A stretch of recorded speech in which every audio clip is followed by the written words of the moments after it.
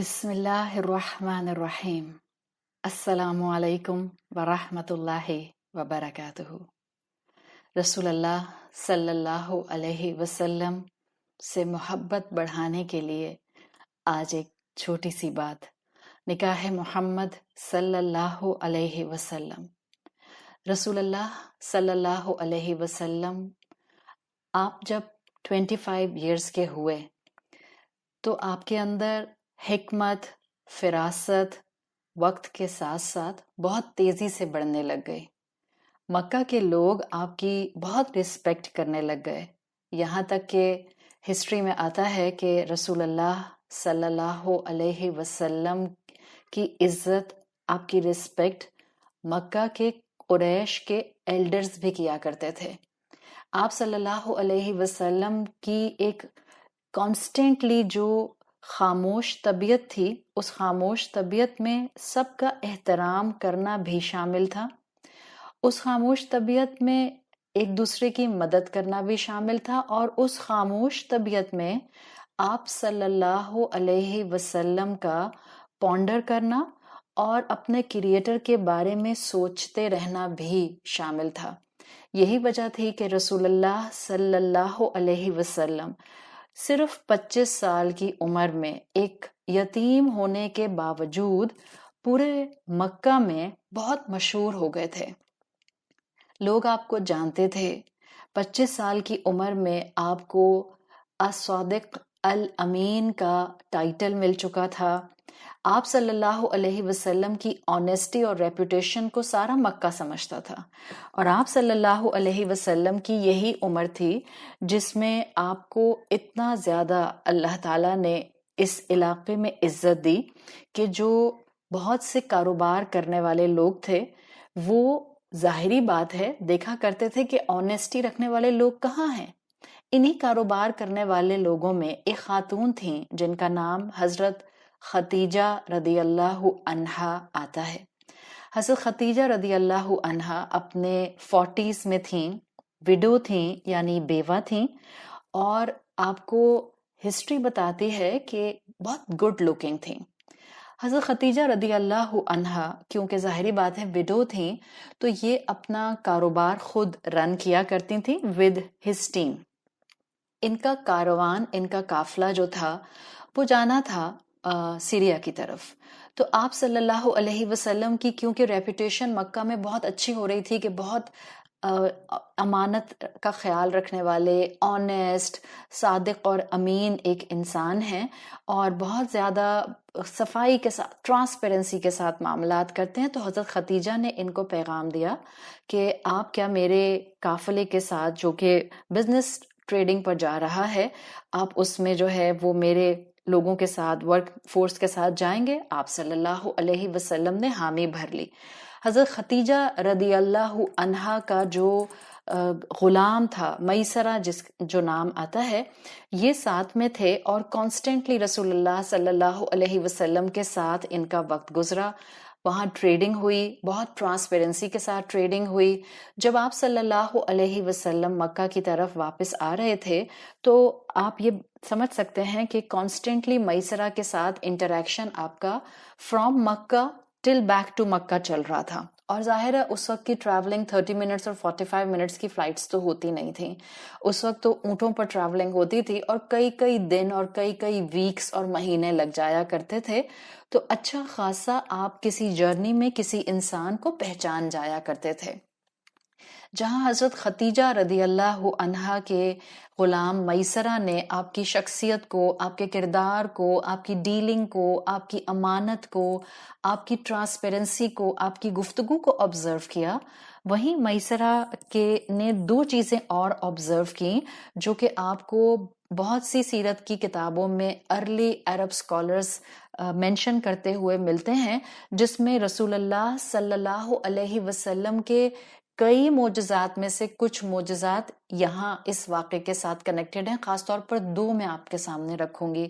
میسرہ کہتے ہیں کہ اس پورے ٹرپ میں جہاں میں نے رسول اللہ صلی اللہ علیہ وسلم کی شخصیت کو آبزرو کیا، وہاں دو غیر معمولی واقعات بھی میں نے آبزرو کیے۔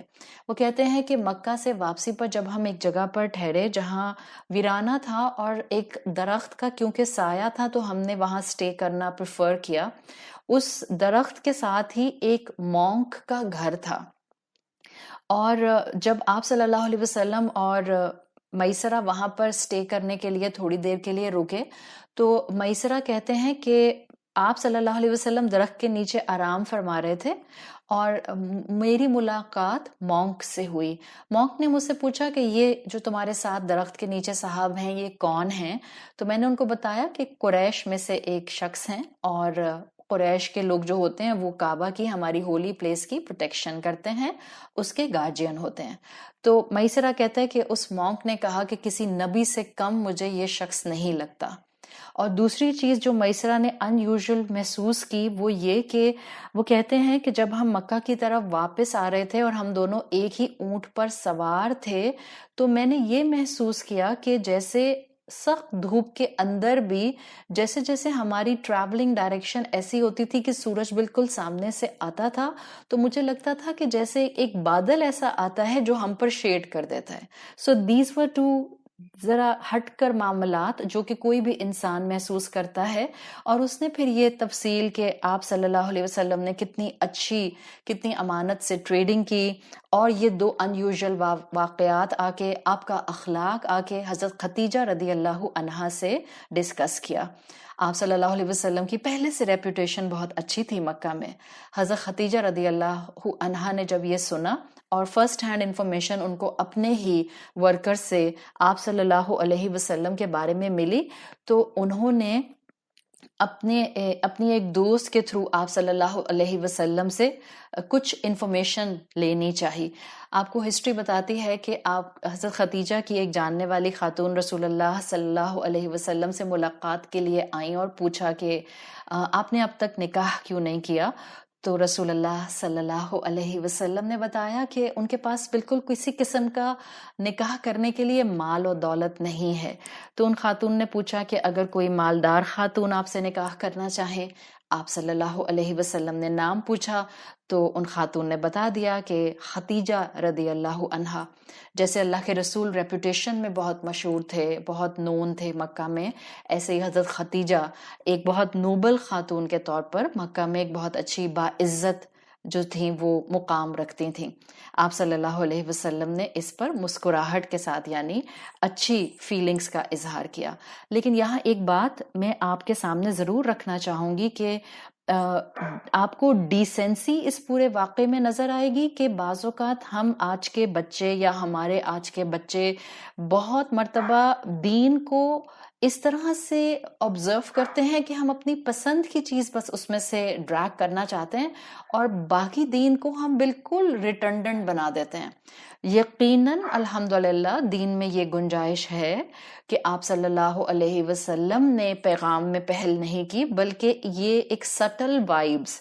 Please mind this, read all سیرہ books, you will see and you will feel the decency and the beauty of just handling this occasion. It's not like کہ ہم آج کے جیسے بچے کہتے ہیں نا ہاں تو عورت بھی اپنی خواہش کا اظہار کر کے نکاح کے لیے کہہ سکتی ہے، اور اس سے وہ ڈیرائیو کچھ ایسی پکچر کرتے ہیں کہ اٹس لائک کہ میرے یونیورسٹی میں ایک لڑکا پڑھتا ہے اور وہ مجھے پسند آ گیا، اس سے کیا فرق پڑتا ہے کہ اگر میں اس کو کہہ دوں کہ I actually like you and I would really like to marry you.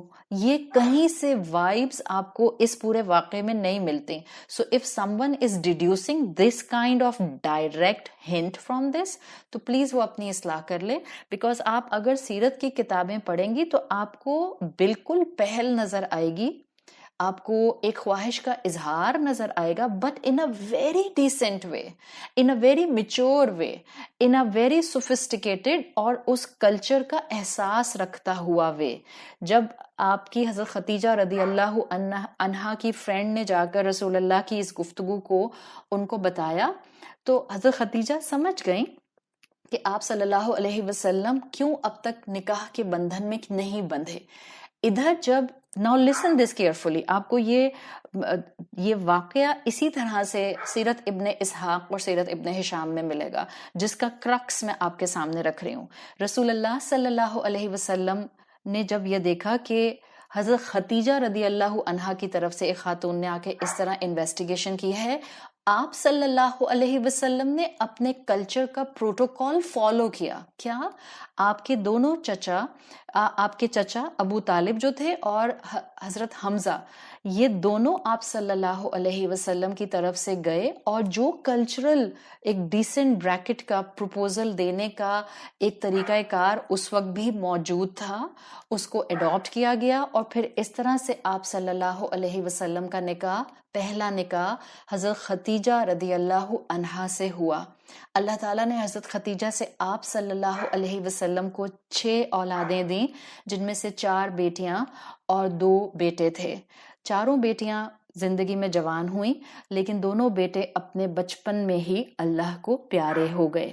یہاں ایک پوائنٹ جو ہم آج کے اس واقعے سے اپنی زندگی میں ساتھ لے کر اور اپنی اولادوں کی زندگی میں آگے لے کر چلیں گے، وہ یہ کہ الحمدللہ اسلام بالکل اجازت دیتا ہے کہ اگر آپ کی بیٹی کسی کو پسند کرتی ہے تو وہ اپنی خواہش کا اظہار کر سکتی ہے.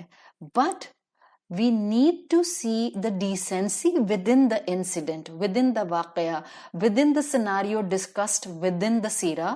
اور وہ طریقہ کار یہ ہے کہ ماں باپ کو درمیان میں سے اومٹ نہیں کر دیا جاتا، بڑے بزرگوں کی خواہش کو بھی رسپیکٹ دی جاتی ہے، بڑے بزرگوں کے مشورے لیے جاتے ہیں، بڑے بزرگوں کو ان مشوروں میں شامل رکھا جاتا ہے. اللہ کے رسول صلی اللہ علیہ وسلم was pretty much mature. وہ چاہتے تو اپنا فیصلہ خود کر لیتے. امی تھی نہیں، ابا تھے نہیں، دادا تھے نہیں، چاچا تھے.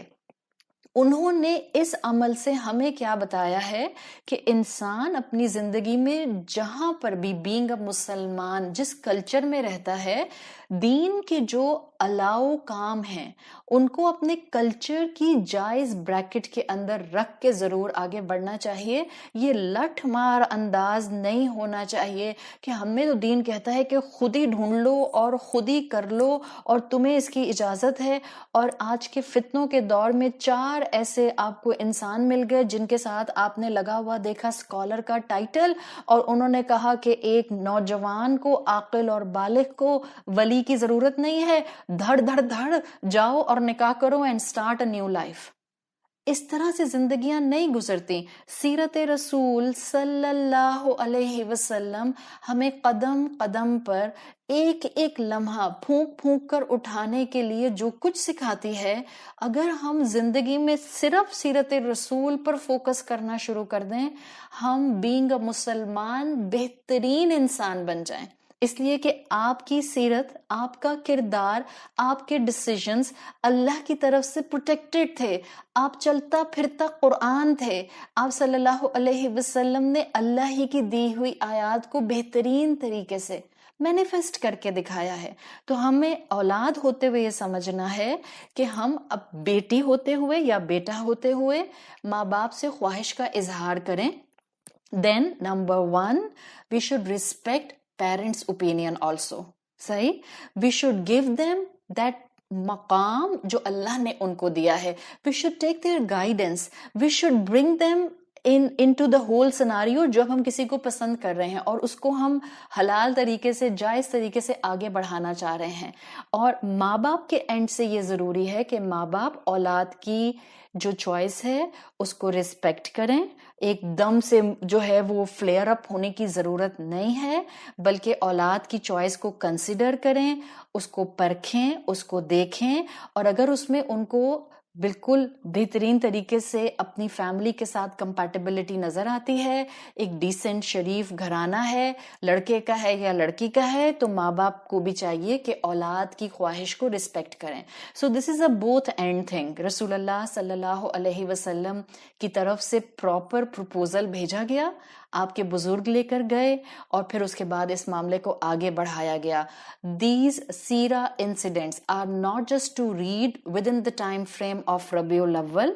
In fact, these seerah waqiyat are day to day guidance for all of us and for each age bracket, for every kind of age bracket. So اللہ سے دعا کریں کہ اللہ تعالیٰ ہمارے بچوں کو سیرت کو ویلیو کرنے والا بنائے.